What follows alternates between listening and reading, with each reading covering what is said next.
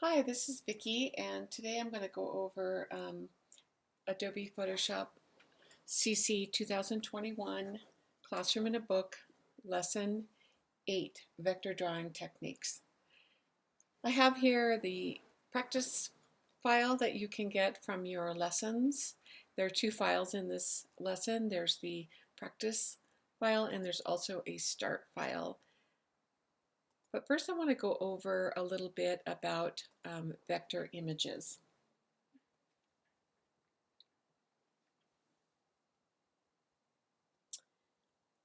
We work with two main categories of computer graphics in Photoshop. We work with bitmap images and we work with vector graphics. Bitmap images are what we've been working with, and they're technically also called raster images, R-A-S-T-E-R, and they're based on a grid of dots that are known as pixels. So each pixel in a file is assigned to a specific location and color value. And when we're working with bitmap images, we are working with groups of pixels. Because bitmap graphics can represent really subtle gradations of shade and color, they are appropriate for continuous tone images like photographs. A disadvantage of bitmap graphics is that they contain a fixed number of pixels. So as a result, you can lose detail in your file, and your file will appear jagged when they're scaled up on screen, or if they're printed at a lower resolution than what they were created at. In contrast, vector graphics are made up of lines and curves that are defined by mathematical objects called vectors. These graphics will retain their crispness whether they are moved, resized, or have their color changed. So vector graphics are really appropriate for illustrations, type, and things like logos, which may be scaled to very different sizes.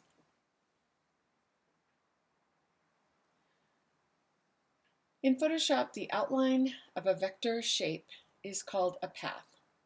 And a path can be a curved or straight line segment that we draw using the pen tool. There are a number of different tools down here grouped with the pen tool. There's a freeform pen tool, the curvature pen tool, and shape tool. And the pen tool draws paths with the greatest precision. So that's what we're going to be working with in this lesson. It is the industry standard, and if you've used Illustrator or any of the other drawing programs, you'll be familiar with the pen tool. You may want to experiment with these other pens at your leisure, but we're going to be working with the pen tool. Paths can be open or closed. Here we have a few open paths, and they have a couple of endpoints, very distinct endpoints. And then you can have a closed path like this one that is continuous all the way around.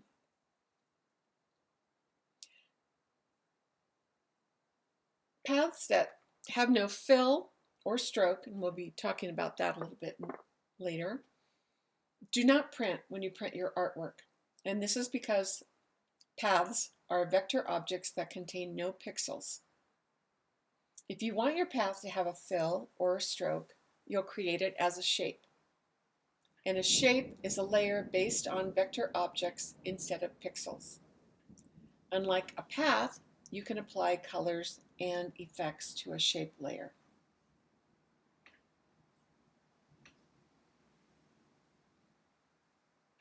In this lesson, we're going to be creating a postcard that will help promote a citrus fruit farm. And we've been given an image of oranges, but the farm wants to convey the idea that they grow more than just oranges. So it's been decided that one of the oranges will be recolored to make it look like a lemon. And recoloring one item requires isolating it by creating a mask of its outline. And a quick way to create a clean outline of that item is using the pen tool to draw a vector path.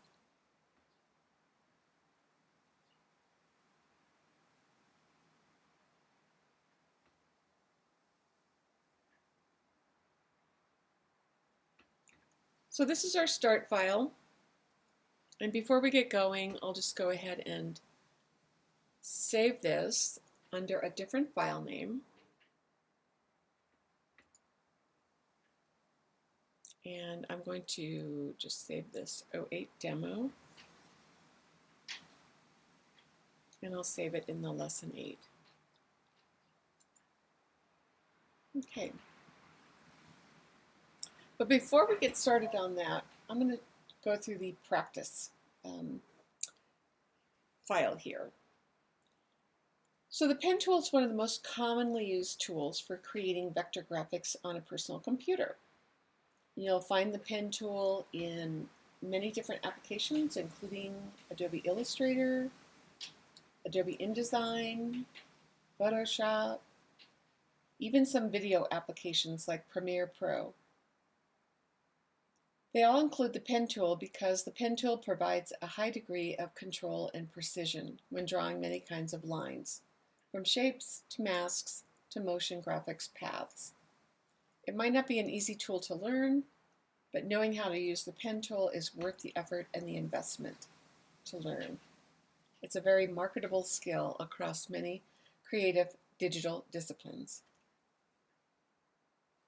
And the pen tool works a little differently than a brush or a pencil tool. So in this practice file, you're going to learn how to draw a straight path, a simple curve, and an S curve, and then a more complex shape by combining all those. Over here in the Tools panel, you want to select the pen tool if it's not already selected. And then up in the option bar, you're going to choose Shape from this first pop-up menu.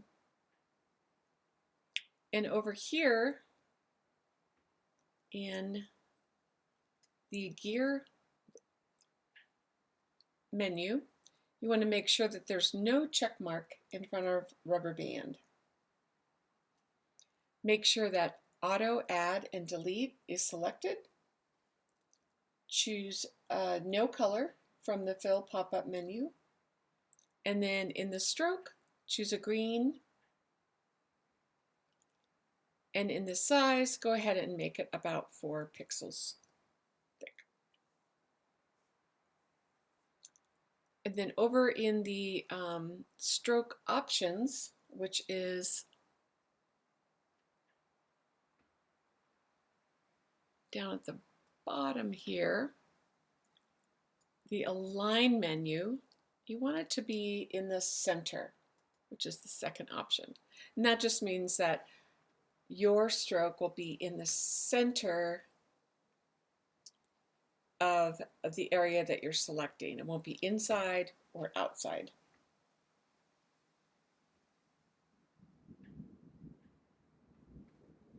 Now the first thing we're going to do is draw a straight line. Anchor points mark the ends of path segments. So we're going to draw a single path segment with 2 anchor points. And note over here, there is a, in the layer panel group, there is a tab titled Paths. There's nothing on it yet because I haven't started drawing a path, but you'll see that will change in just a few minutes.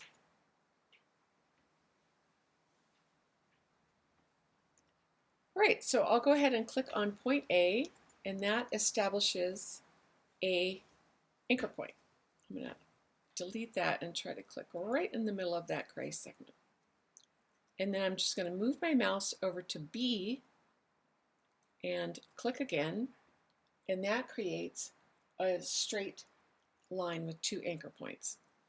And then I'll go ahead and hit return or enter, and that will stop that first drawing.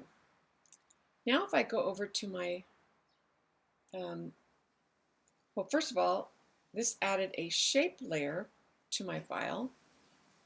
And then over here in the Paths panel, you'll see that I now have a shape path.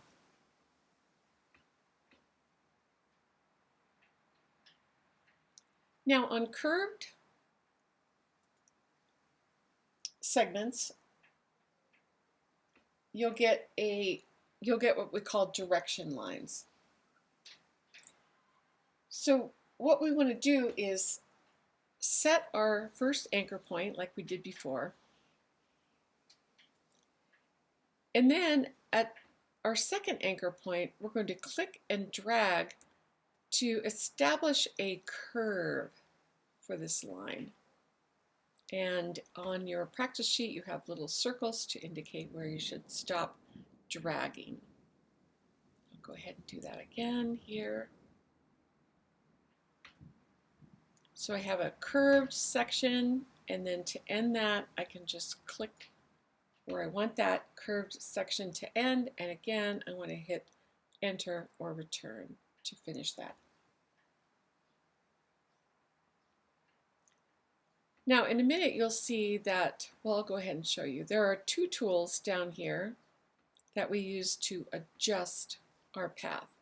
There's the path selection tool, which if I clicked on the path I just made, allows me to move the entire path up and down, right and left. But there's also a white arrow tool, or the direct selection tool, which allows me to do things like adjust the curves, adjust these handles, they're called handles, and they allow me to adjust the curves that I just made. I can also use that tool to click on any anchor point and slightly adjust it.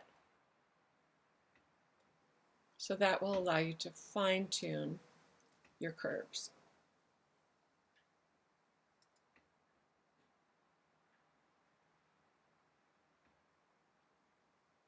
When you draw a path using the pen tool, try to use as few points as possible.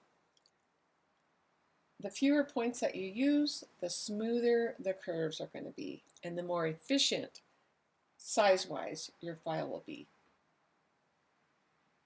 So now we're going to try an S-shaped curve. I'll zoom in here. So we, again, select the pen tool. We start out the same way by clicking to establish our end anchor point. And then we're going to click and drag to create a curve. We'll continue to click and drag around that curve.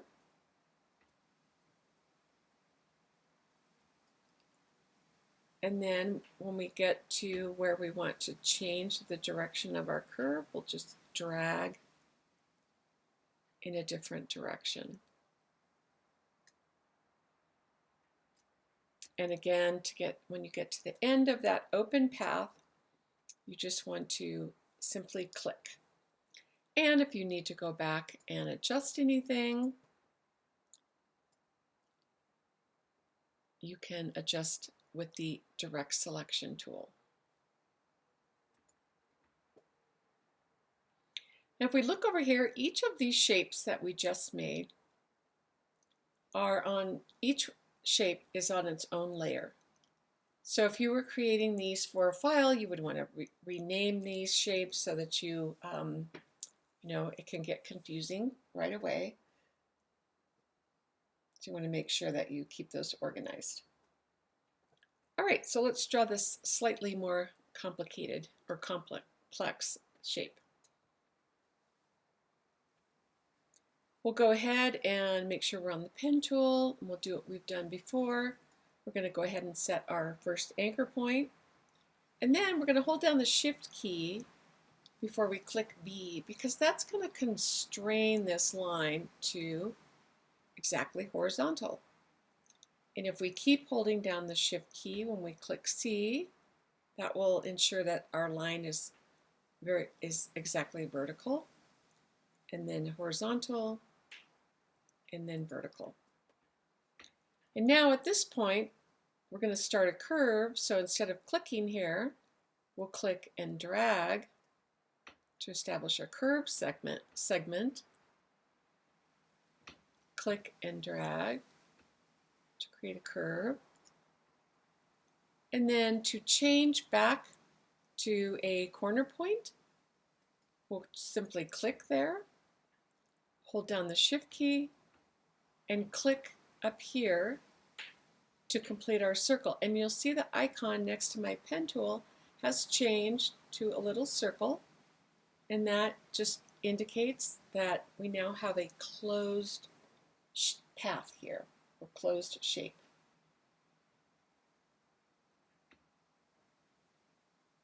Okay, so we can close this. We don't have to save it. We don't need it anymore. And we're going to move on, and we're going to practice drawing a path traced from a photo. And I've already changed my file name so as to not corrupt the original. And we have two layers here. We have the background layer of the oranges, and then we have a path guide to help you with this, your first path. Now with the pen tool selected, we're going to change the options up here, and we're going to change this to path.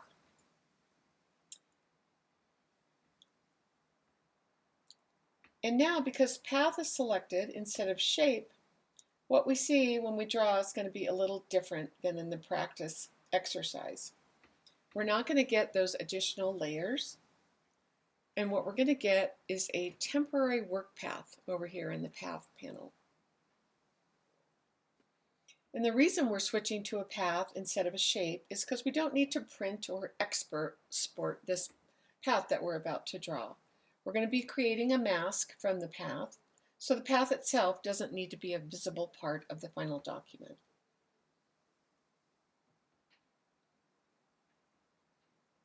With the pen tool selected, we'll go ahead and click to select point A. And if you look over here, a new temporary work path appears in the Paths panel. Now, because this is a curve, we'll be clicking and dragging, so I'll click and drag to establish my curve, continue working around the orange.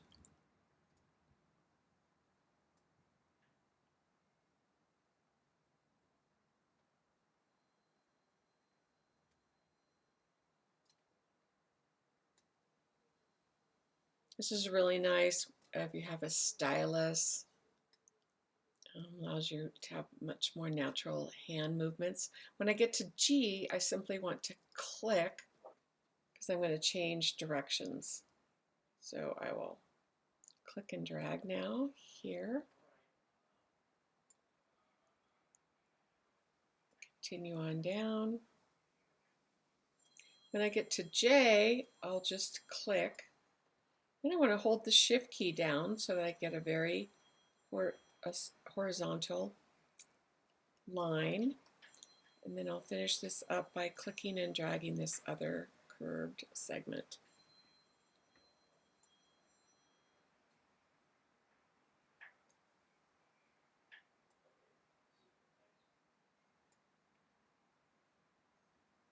And then I will click to complete that path.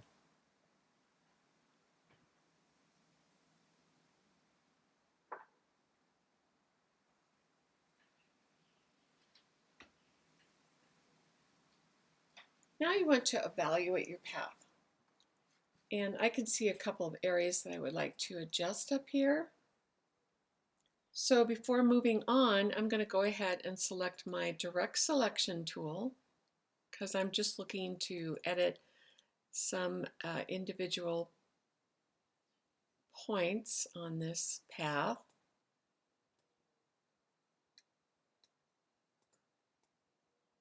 Oops.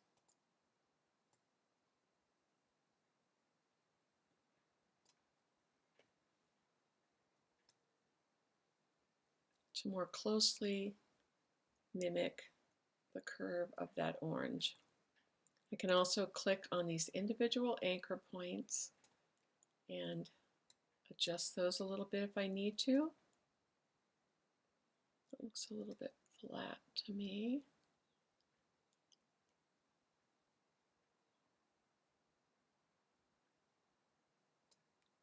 move this up just a hair. And just that. Oops.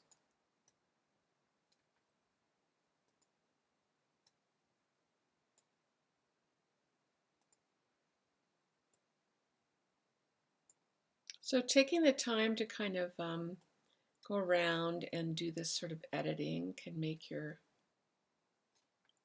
path a lot better.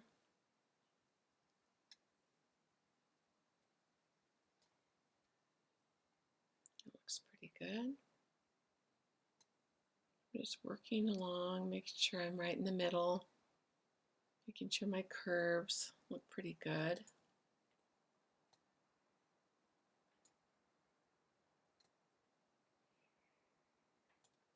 And when I'm happy with that, I want to save my work.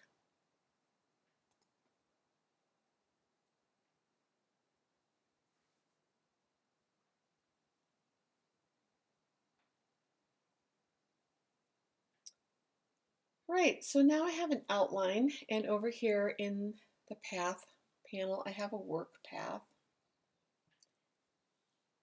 And I can create this work path to a selection. And then when I choose hue, saturation, adjustment layer, I'll get a mask from that selection. If I just kept this as a working path and started another path, it would replace this working path. But I'm actually able to save this just by double clicking on it and renaming it. So I'll do that. And now if I were to start a new path, it would just add a second one, a new working path below. Now, if you practiced that or did that, just make sure that the lemon path is selected, otherwise it will be by default. And go back to your, stay on the paths panel and go down to this dotted icon here, load path as selection. Okay, and so what that does is it creates a selection from your working path, from your lemon path. We have an active selection now. And when we add an adjustment layer, like hue, saturation, it's going to automatically convert this selection to a layer mask. So I'm going to make sure, just make sure. One thing you want to make sure of, right now I see the marching ants around the outside. You want to make sure that the orange itself is selected, so I am going to invert my selection because I don't want everything outside of the orange selected, I want everything inside.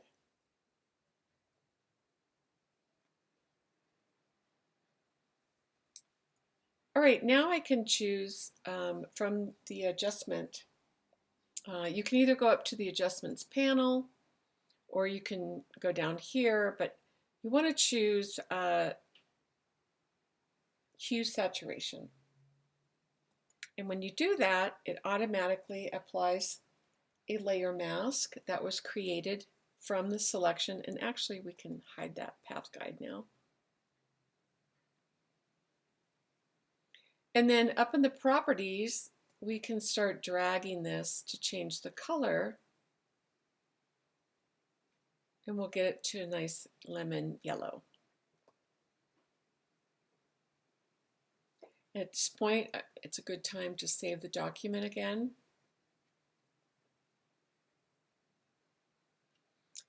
And then if you notice some errors along the edges of this layer mask that you've created, remember that you can edit it. So you can click the layer mask thumbnail to select it. And then you can just go ahead and use the brush tool, and I'll set my default colors. You can paint with white where you want the yellow to appear, or you can paint with black if you want the color of the background to be. So you can kind of zoom in a little bit, and I'm going to go ahead and paint with black.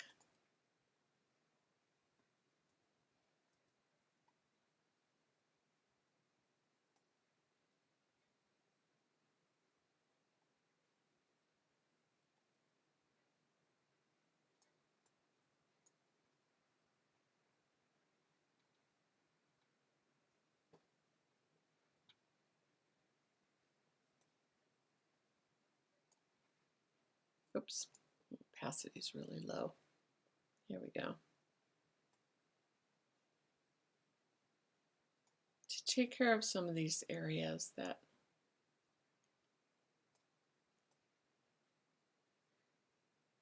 are kind of showing up yellow.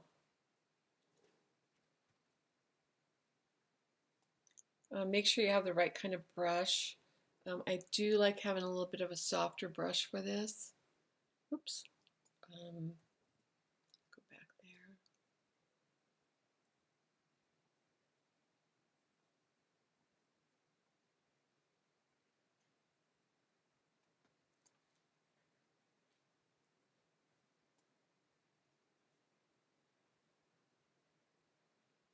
And I might be, let's see.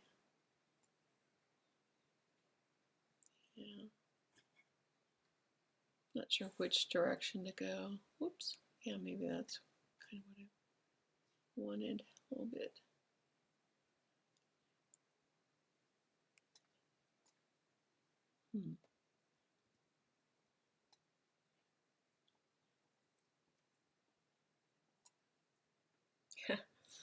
Not sure which way I want to go on this. There we go. So you can kind of fine tune your mask a little bit.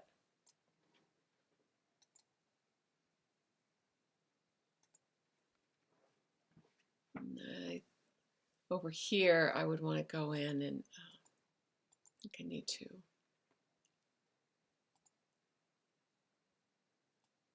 Oops. Just go along a little bit here.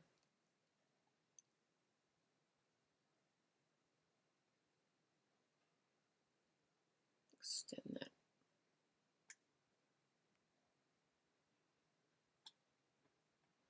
And it's better to work with kind of shorter strokes when you do this, just so if you have to back off again.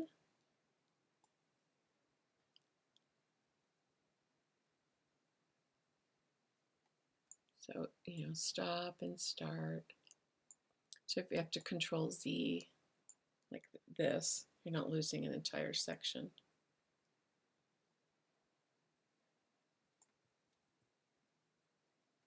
Make my brush a little bit smaller. You can also go into Select and Mask and refine the edge.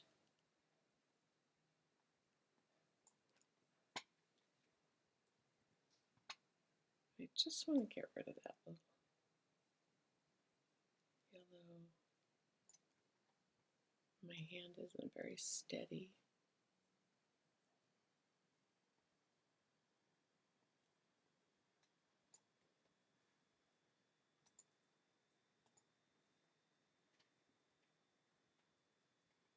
And then I would probably want to do that over on the right side too.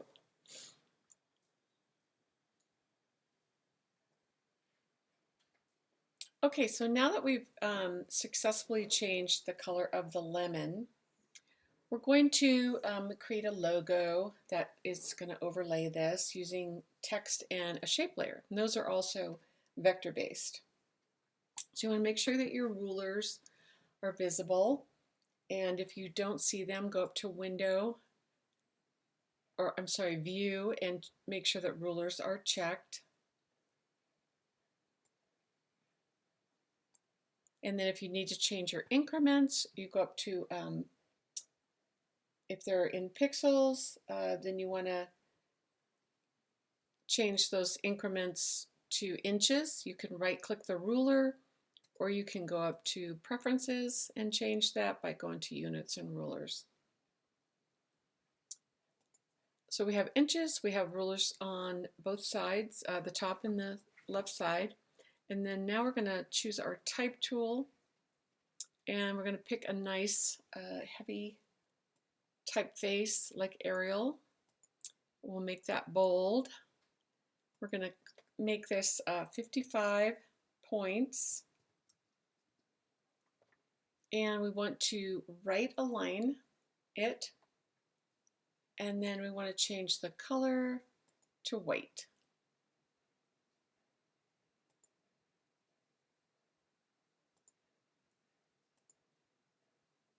And if you want to get pure white, just go to 255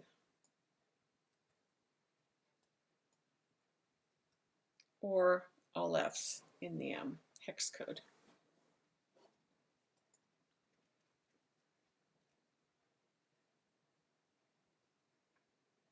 And then now we're going to drag this horizontal type tool across the bottom. We're going to create a text layer. So make sure you're still on the hue saturation, because that will put the text layer above it. And we just want to drag out and make something that's about 9 inches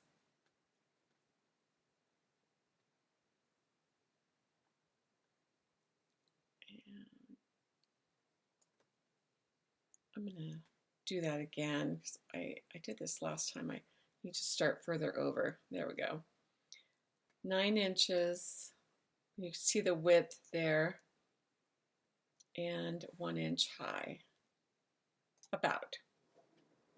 And then just go ahead, you'll have the default Latin, just the placeholder text.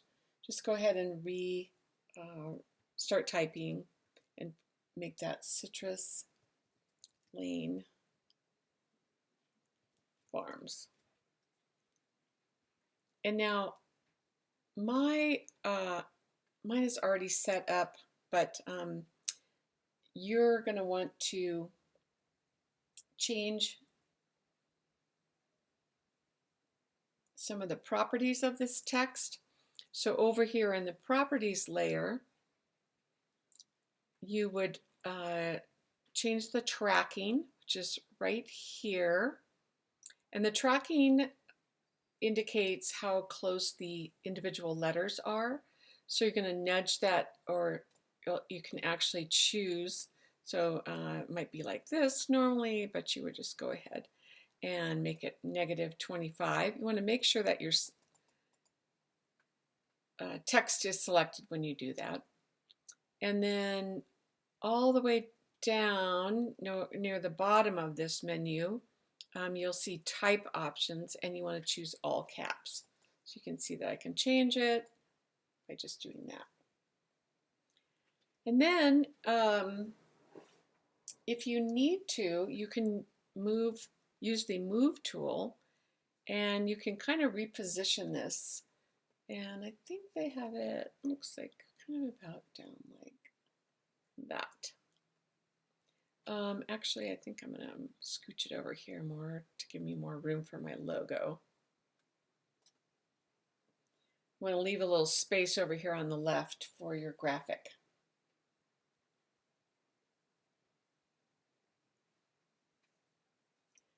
So sometimes if you need a shape, you don't always have to draw your own. You can go over here or up here to the Shapes panel. I'll show you that by going to Window and opening up the Shapes panel. And Photoshop has supplied you with a number of shapes, but you can also purchase shapes. You can save shapes that you've created on your own, and you can really develop your own library of shapes. Yours might look a little different from mine when you first open this up, but you should see these folders here. And we want to expand the flowers folder.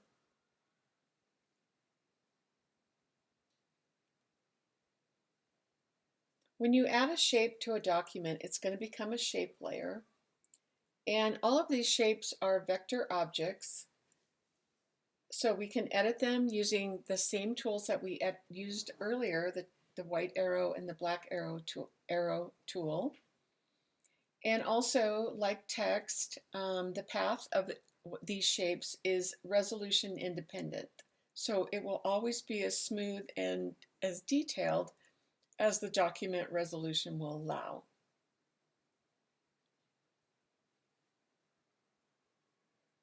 We're going to use the last shape preset over here on the flowers folder. And then we're just going to drag it and drop it over to the left of the Citrus Lane Farms.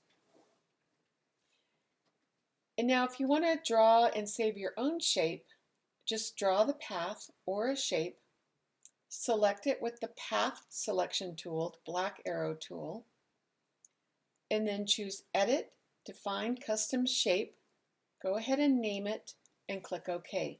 And then it's going to be added to the Shapes panel. If you have a group open, it'll be added to that group.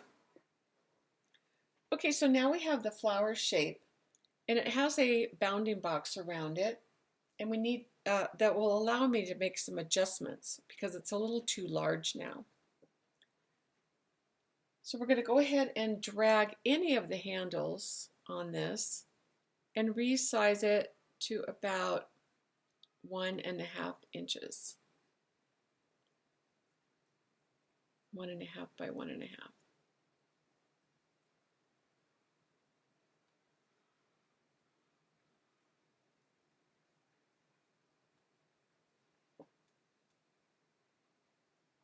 Okay, and try to get that as close as you can. There we go. And then you can insert your mouse into the bounding box and just drag it to reposition it. And then when you like where it is, you can just go ahead and click the Commit button, and then that adds that shape to your document. And you'll see that you have a shape right here, which you can rename Flower.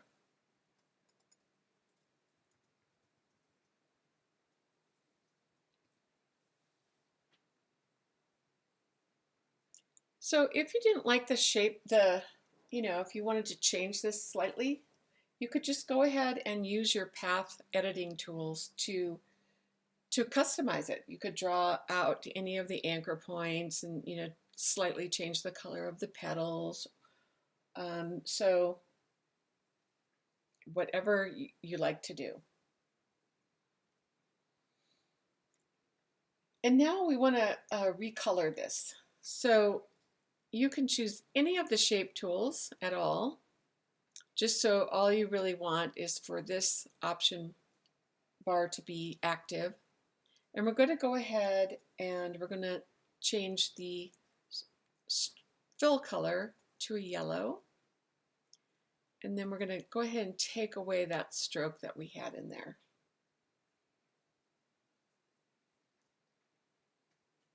You can close that by clicking outside of it or hitting Enter and Return.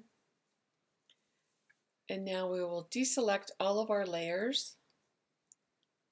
And now you can see the flower shape without the path being highlighted. If you need to, you can just click on the flower layer and use your Move tool, and you could reposition this anywhere you would like. And then you can just go ahead and deselect, save your file, and you are finished with your vector tool lesson.